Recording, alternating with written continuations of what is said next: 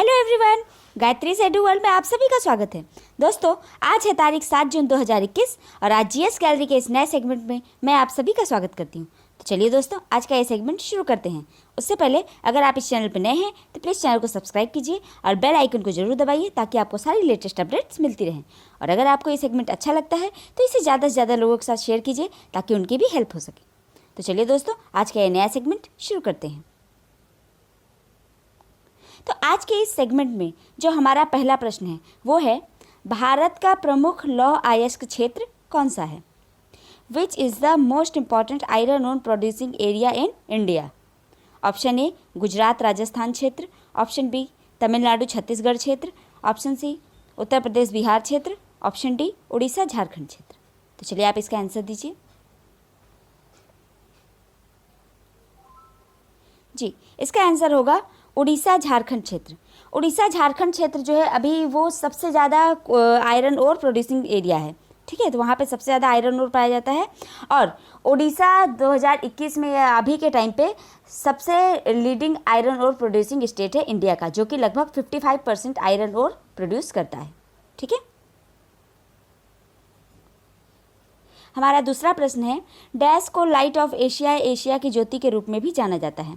Dash is also known as light of Asia. तो किसे जाना जाता है? Option A Rumi, option B Buddha, option C Gandhi, option D Swami Vivekananda. तो चलिए आप इसका आंसर दीजिए। जी, इसका आंसर होगा ऑप्शन बी बुद्ध। गौतम बुद्ध को लाइट ऑफ एशिया के नाम से भी जाना जाता है। गौतम बुद्ध जो हैं वो 6ठी सदी ईसा पूर्व के टाइम पे भारत में इन्होंने बौद्ध धर्म का प्रचार किया था और ये बौद्ध धर्म बहुत ही भारी मात्रा में लगभग 1000 सालों तक भारत में फलता फूलता रहा और उसके बाद ये तिब्बत और चाइना, जापान, कोरिया इन सब कंट्रीज़ में भी फैला और अभी बौद्ध धर्म की जो चौथी बौद्ध संगीति हुई थी उसमें इसे 2 भागों में बांट दिया गया था, महायान और हीनयान। तो चलिए दोस्तों, अब अगले प्रश्न की ओर चलते हैं। तमिलनाडु के प्रख्यात शास्त्रीय नृत्य शैली कौन सी है? Which of the following is the famous classical dance form of Tamil Nadu? Option A Bharatanatyam, option B Kuchipudi, option C Kathak, option D Mohiniyattam. चलिए आप इसका आंसर दीजिए। जी, इसका आंसर होगा ऑप्शन ए भारतनाट्यम। तमिलनाडु का जो प्रसिद्ध डांस फॉर्म है वो है भारतनाट्यम। अब चाहिए अब चलते हैं भारत के क्लासिकल डांस के बारे में कुछ बातें जान लेते हैं। तो भारत में मुख्यतः जो क्लासिकल डांस फॉर्म्स है वो हैं 6 और इसके अलावा सत्रिय और मणिपुरी को भी इस कैटेगरी में रखा जाता है। तो चलिए अब इनके बारे में कुछ डिटेल्स जान लेते हैं। भारतनाट्यम जो है वो तमिलनाडु का डांस फॉर्म है और इसके जो डांसर है वो है ई कृष्णा नैयर और रुक्मिणी देवी अरुंदले। ठीक है, ये 2 जो हैं इसके भारतनाट्यम के बहुत ही फेमस आर्टिस्ट हैं। कथक जो है ये नॉर्थ इंडिया का डांस फॉर्म है और इसके जो डांस परफॉर्मर्स हैं वो हैं बिरजू महाराज और सितारा देवी। तो ये एग्जाम में डायरेक्ट पूछ लिया जाता है, ऐसे ही परफॉर्मर का नाम दे दिया जाएगा, बोलेगा ये किस डांस से जुड़े हुए हैं, तो ये आपको याद रखना होगा। तो बिरजू महाराज और सितारा देवी ये दोनों ही कथक से जुड़े हैं। कथकली केरला का है और रमनकुट्टी नायर और कालमंडलम गोपी ये जो है कथकली से जुड़े हैं। कुचिपुड़ी आंध्र प्रदेश का है, यामिनी कृष्णमूर्ति और राजा रेड्डी इससे जुड़े हुए हैं। मोहिनीअट्टम केरला का है, सुनंदा नायर और पल्लवी कृष्णन मोहिनीअट्टम से जुड़े हुए हैं। ओडिसी उड़ीसा का है, सोनाली मानसिंह और केलुचरण मोहपात्रा ये दोनों जुड़े हुए हैं ओडिसी से। इसके अलावा सत्तरिया जो है ये आसाम का डांस फॉर्म है और मणिपुरी मणिपुर का डांस फॉर्म है। ठीक है, तो ये भी आप याद रख सकते हैं, ये भी एग्जाम में डायरेक्ट पूछ लिया जाता है। हमारा अगला प्रश्न है, भारत देश का सबसे छोटा राज्य कौन सा है? Which is the smallest state of India? Option A Punjab, option B Goa, option C Sikkim, option D Tripura. तो चलिए आप इसका आंसर दीजिए। जी, इसका आंसर होगा ऑप्शन बी गोवा। गोवा जो है ये भारत का सबसे छोटा राज्य है। अब आइए कुछ फैक्ट जान लेते हैं गोवा के बारे में। तो जैसा कि आप मैप में देख पा रहे हैं, गोवा एक समुद्र तटीय राज्य है। ठीक है, ये छोटा सा राज्य है, समुद्र तटीय और भारत का ये सबसे छोटा राज्य है। ये बॉर्डर शेयर करता है महाराष्ट्र और कर्नाटक के साथ। तो इन 2 राज्यों के साथ ये बॉर्डर शेयर करता है और ये गोवा, इसकी राजधानी है पणजी। यहाँ के गवर्नर हैं भगत सिंह कोश्यारी जो कि महाराष्ट्र के भी गवर्नर हैं और चीफ मिनिस्टर हैं Pramod Sawant.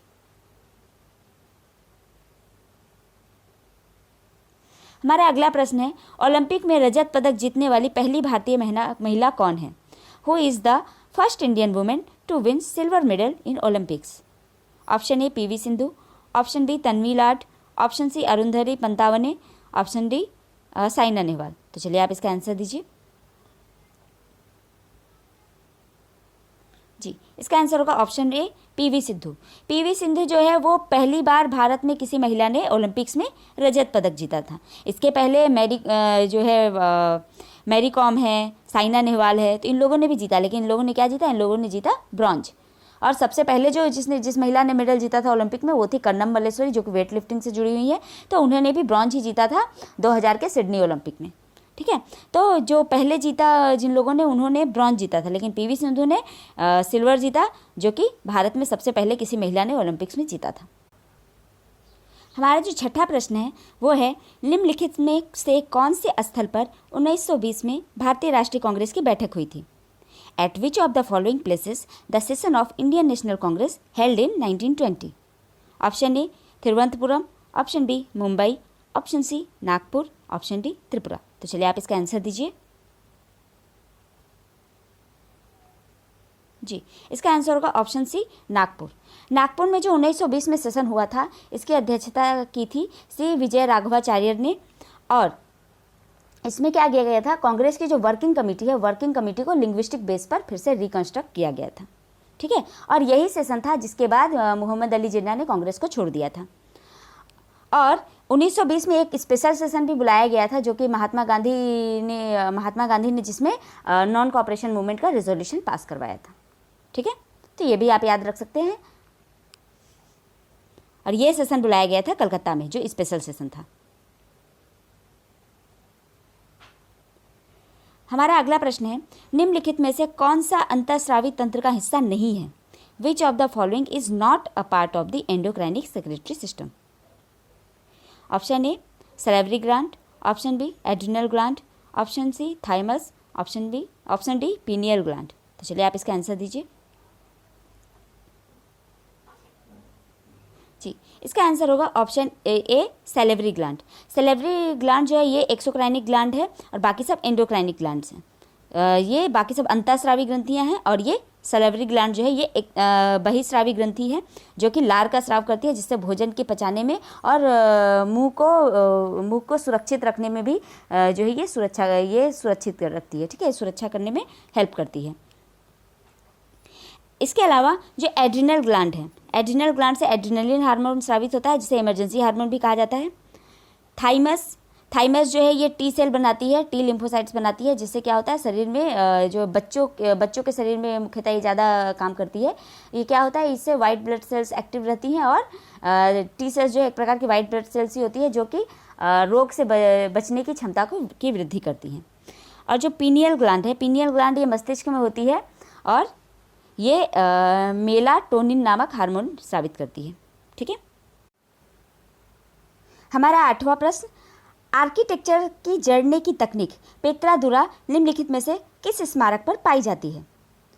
Art of decoration in architecture pietra dura is found in which of the following monuments? Option A Taj Mahal, option B Char Minar, option C Gateway of India, option D India Gate. तो चलिए आप इसका आंसर दीजिए।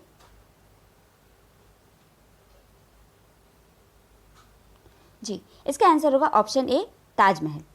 ताजमहल में पित्रादुरा की टेक्निक पाई जाती है, और ये मुगल कालीन बहुत ही फेमस आर्किटेक्चर का फॉर्म है। ठीक है, इसमें क्या होता था कि पत्थरों के ऊपर डिज़ाइंस करके उस पर जो है स्टोन्स जड़े जाते थे, रंगीन पत्थर जड़े जाते थे, जिससे देखने में बहुत सुंदर लगते थे। तो इस तरह से डिज़ाइन करने की टेक्निक को कहा जाता है पित्रादुरा। तो ताजमहल में ये चीज़ अभी भी बहुत ही खूबसूरत लगती है, तो ये वहाँ जाके आप देख सकते हैं। इसके अलावा ताजमहल बनवाया था शाहजहाँ ने। चार मीनार जो है ये है हैदराबाद में, और इसे बनवाया था कुली कुतुब शाह ने। गेटवे ऑफ इंडिया है मुंबई में, और इसे 1911 ईस्वी में जॉर्ज 5 जब इंडिया आए थे तो उसी की यादगार में बाद में इसे बनवाया गया था, और इसे बनवाया था जॉर्ज विटेट ने। और इंडिया गेट जो है ये दिल्ली में है राजपथ पर, और इसका डिज़ाइन किया था एडविन लुटियंस ने। हमारा अगला प्रश्न है, नमक का रासायनिक नाम क्या है? What is the chemical name of salt? Sodium carbonate, hydrogen chloride, sodium hydrogen carbonate, sodium chloride. तो चलिए आप इसका आंसर दीजिए। जी, इसका आंसर होगा ऑप्शन डी, सोडियम क्लोराइड। नमक का रासायनिक नाम है सोडियम क्लोराइड, जिसे NaCl के नाम से भी जाना जाता है। हमारा जो आखिरी प्रश्न और 10वां प्रश्न है इस सेगमेंट का, वो है पुस्तक इंडिया 2020 के लेखक कौन है? पुस्तक इंडिया 2020 किसके द्वारा लिखी गई? The book India 2020 is written by option A doctor APJ Abdul Kalam, option B Prasoon Joshi, option C Ramnath Kovind, option D Pranab Mukherjee. तो चलिए आप इसका आंसर दीजिए। जी, इसका आंसर होगा option A doctor APJ Abdul Kalam. APJ Abdul Kalam जो है ये भारत के 11वें प्रेसिडेंट थे और ये 2002 से 2007 तक इन्होंने एज अ प्रेसिडेंट सर्विस दी है इंडिया में। इन्हें मिसाइल मैन ऑफ इंडिया भी कहा जाता है और इनकी जो ऑटोबायोग्राफी है उसका नाम है विंग्स ऑफ फायर।